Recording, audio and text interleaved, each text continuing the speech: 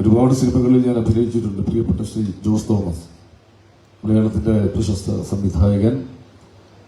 ആലപ്പി എസ്.എഫ്.കെയുടെ സിനിമകളിലൊന്നും ഞാൻ അഭിനയിച്ചിട്ടില്ല. പക്ഷെ ഞാനുമായി നല്ല സൗഹൃദമുള്ള മനുഷ്യൻ ശ്രീ എൻ വി പ്രദീപ് കുമാർ, അതുപോലെ വിശിഷ്ട വ്യക്തിത്വങ്ങൾ ശ്രീ സലീം ഹസൻ ഉൾപ്പെടെ ഇവിടെ കേരള രാഷ്ട്രീയത്തിലെ ഒരു വലിയ വ്യക്തിത്വം ശ്രീ ജോസഫ് വാഴയ്ക്കൽ.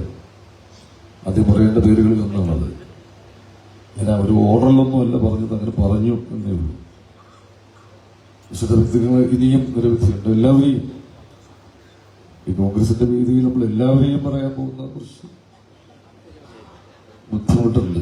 അതൊന്നും നിങ്ങളൊക്കെ ഒന്ന് ശ്രദ്ധിക്കേണ്ട ഒരു കാര്യമാണ്.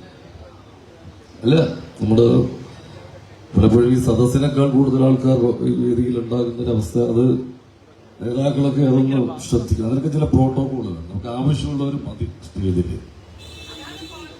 പക്ഷെ ഇവിടെ അല്ല, അത് നേരത്തെ പറഞ്ഞു, ഇവിടെ ഇപ്പൊ എല്ലാവരും ആവശ്യമുള്ളവരാണ്. അതുകൊണ്ട് ആരെയും ഒഴിവാക്കിയിട്ടില്ല. ചില വേദികൾ അങ്ങനെയല്ല.